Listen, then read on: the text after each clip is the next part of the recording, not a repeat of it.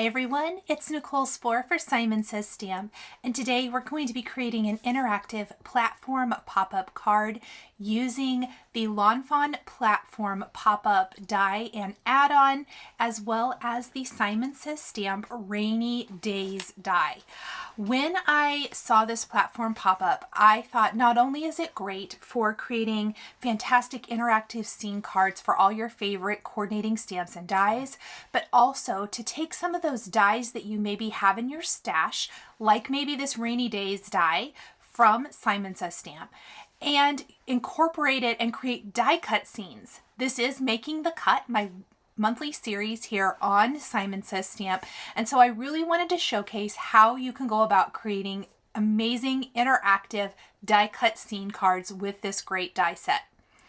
I have die cut all of my components. You can see everything out on the screen, and we are creating or assembling our Rainy Days little girl with her umbrella first.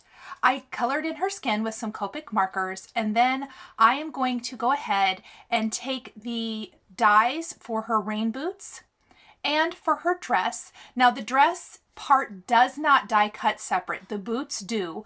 Her little dress and legs die cut as a single piece. So what I did was I die cut the girl image from some Honeybee Stamps pattern paper. This is the Over the Rainbow paper pad that I used for some of the pattern paper in my card today. And I just trimmed off her dress portion and layered it over her legs. So what's fantastic and what makes this able to work for an interactive card and be a pop-up is there's this fantastic base for the Rainy Days image. I've also die cut the image multiple times, 8 times in fact, from Fawn textured cardstock, and we're going to create a rainbow umbrella. This is going to add an amazing pop of color to the design. Using some liquid glue, I'm applying that glue to each section of the rainbow and popping out the coordinating piece. Now you'll notice I have a lot of leftover pieces. If you want to create multiple rainbow cards using this girl, you could very easily achieve 8 cards just like that. And I think that would be amazing. Let's say you want to make these for all of your friends for a get together, or you just want to make a bunch of these to have on hand to send to those that might be having a tough time. I think that would be incredible. I didn't die cut the umbrella for the little inside piece. In fact, I'm going to just take some Nuvo Crystal Drops in Ebony Black for the little circle there, the little opening in the center of my umbrella. But you could also use a gemstone, a pearl, or you could color it in with a black marker if you wanted to, or you could die cut it. I simply just didn't want to die cut the umbrella part again from another color of cardstock. And there is my bright, happy rainbow. Looks like I need to adjust that. I'm going to use the tip of my embellishment wand. You could use a tool-in one to get that perfect. And there is our cute little rainbow girl. So adorable. There's also a little water puddle that we're going to glue her to. I'm going to go ahead and do that, just placing a little glue on the bottom of her rain boots and placing her in the water puddle and using some reverse tweezers to clamp her in place and let that dry while we work on assembling the platform pop-up. The other pieces from Rainy Days that we'll be using are the grass, die cut from textured cardstock, the little rubber ducky, also die cut from textured cardstock, and multiple raindrops. You can see they're really teeny tiny there. For the platform pop-up, you need 2 panels die cut. You can see those out of the plaid. Gotta have gingham paper there from Fawn. And then because I'm using the background or the add-on, I have die cut some rain paper from the Honeybee Stamps Over the Rainbow. I'm combining both pattern papers for this. You could also use cardstock. If you don't have a rain pattern paper, you might have a rain stencil in your stash. I know Simon Says Stamp has a rain stencil, as well as many other companies. Fawn has one. You could always stencil some rain drops for your background. Next, I'm taking 1/2 of my platform pop-up and I'm using a bone folder to score along all of the score lines in the die. We're just going to work with 1/2 of the platform pop-up first. I'm going to place adhesive. I like a thicker double-sided adhesive for the tab as well as the tab on the side. Taking one of the triangle pieces, you need 3 of them per platform pop-up. On the score line, I'm also going to place double-sided adhesive just on the end. I'm going to slip through that piece so that the T is kind of upside down, and I'm going to get it as straight as possible. And then we're going to remove the double-sided adhesive from the white tab. I'm trying to keep my fingers out of it. Fold it over and push that down in place. I like to just kind of press on it with a bone folder. We're going to remove the backing paper from that long tab, fold up our platform pop-up, and press that down again. Just like that, easy as can be, 1/2 of our platform pop-up is assembled. Next, what I like to do while the sides are kind of flat, you can definitely do this part later, but I'm going to take some skinnier double-sided adhesive and I am going to place that on the tab. Each of these tabs are where you can place different elements. There's a smooth, like little sloping hill, as well as this grass in the platform pop-up. I've die cut the grass from some honeybee stamps over the rainbow pattern paper, and I went ahead and placed that right on that tab. We're going to take the second half of our platform pop-up and again score it on all of the lines. I do want to mention that if you're going to place your in this case grass, on those tabs, make sure that you have them all going the right way before you put the 2 halves of the platform together. If it's easier for you to put that platform together and then add any of those layering pieces, you can definitely do that as well. Once we have our double-sided adhesive on the little short tab as well as the longer tab, we're going to put double-sided adhesive on our T, and on the third T, we're going to cut off from the score line to the end and put adhesive just on that thicker part of that component. We need both of those for this piece. We're going to slide that T shape up through the bottom. And again, remove our backing paper from the little tab, press that down, remove the backing paper from the longer little tab here. I've got a little gunk in there, adhesive. We'll never see it. And pull that up and press it flat. Now, while this half is flat, it doesn't matter which half you use. You want to take the other tab and lining it up with the one that is inside of the platform, we want to place that down just like that. That's why we cut that off, otherwise it would be too long. That will be the layer that's in between the 2 halves of the platform pop-up. I'm going to go ahead and place that skinny double-sided adhesive on my layering pieces. And I want to make sure that I line these up correctly.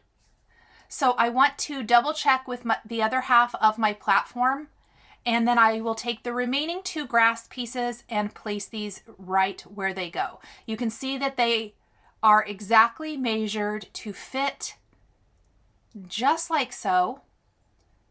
Perfect. And then on 1/2 of the platform pop-up, it doesn't matter which half, we're going to use this one since that's the one I'm working with. You want to put some strong adhesive all over where that third or the middle layer is, I guess if you will. And then I want to remove all of the backing paper, and we are going to press the 2 sides of the platform pop-up to make the entire piece. So I just want to carefully lay this flat.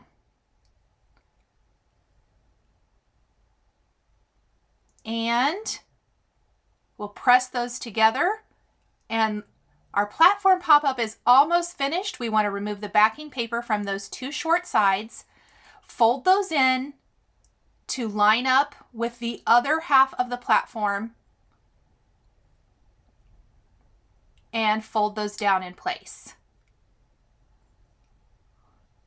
Just like that. Then I like to pop it up and down a few times to make it sure it works. Now you can leave it just like this and have this be your card, or you can use the add-on piece, which I have the rain piece there, and add that to your card. Either way is totally fine. Now before I add my background, I am going to add some ribbon going around my box. There is the stitched piece here that you see that you can add, and also the ribbon piece. I have it out here on my desk. I'm going to make it appear that my platform pop-up has a yellow ribbon die cut from the yellow Lawn Fawn textured cardstock wrapped all the way around my box. In order to do that, I need 4 of the little strips and then 1 set of the bow. I'm going to go ahead and assemble the bow by putting glue in the center of each piece. There's 3 components for the bow. Assembling that and placing a pair of reverse tweezers in the center as a clamp to hold that down while the glue dries. I've put double-sided adhesive on all of the strips that go around the box. Now you could only decorate the front of the box if you wanted to, meaning 2 of those little strips.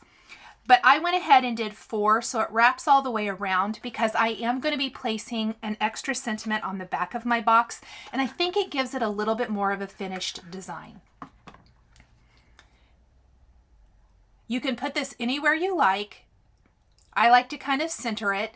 The other options are, there are stitched die cut panels that you can place over each section here around the front of the box or the back of the box, whatever you want to do, and you could add stamped sentiments, extra images.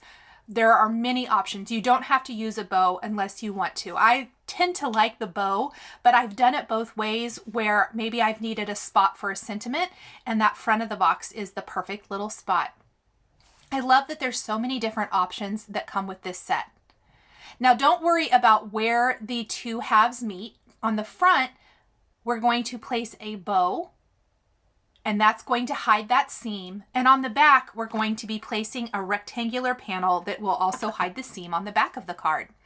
I'm going to score my add-on platform pop-up backdrop now with my bone folder, and along the back side of this panel, I'm going to take the 1/8 inch double-sided adhesive and place that right along the bottom. Then I'm going to peel away that backing paper and we'll pop it into our platform pop-up. I want to give my bow a couple more chances to, or a little bit longer, I guess, to dry. So while I'm waiting for that to dry and to add the background, I am going to take the raindrops. This is from the Rainy Days set, and they're super teeny tiny, so I'm using tweezers and I'm using mini glue dots. I have trimmed some thin strips of Lawn Fawn acetate, and I'm going to add a raindrop to the acetate. This is my all-time favorite tip for creating dimensional box cards of any kind, including the platform pop-up. If you want elements that look like they are floating in your box, is to create these acetate picks, is what I call them, that make this, in this case, it's going to make it look like rain is falling around the girl. I have 5 of them here. I felt like that was probably about enough. I didn't want to overwhelm the design. Plus, we're going to have the great rainy backdrop to this, which will add to that rainy feel. I'll have plenty of acetate left over for additional projects. I like to start with long strips so I can trim it down as needed. There's nothing worse than having too short of a strip and having adhered your element to that. So I start with long strips and trim them down. I am going to go ahead and pop my box up into shape, remove the backing paper from our platform pop-up add-on backdrop, and along the back side of our box, I'm going to just position it in place. It is so easy, you guys. And then I'm going to fold my box back flat and press. And there we go. Now we have a rainy backdrop for our Rainy Days girl. Now we just need to put it all together and add some sentiments. I'm going to snip down my acetate picks And using glue dots again, I am going to glue these to the back side of each of the grassy layers of my card, just kind of here and there so that it appears that there's raindrops floating around the girl.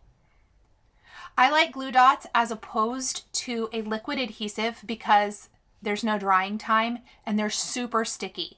I have had really, really good luck using glue dots in this way. Liquid adhesive with acetate tends to take a very long time to dry, and sometimes it isn't the most secure, so I would definitely recommend some sort of double-sided adhesive. This is the Ebony Black Nouveau Crystal Drops that I'm going to place in the center of the umbrella, which finishes it off perfectly, kind of hides that ugly little white center there.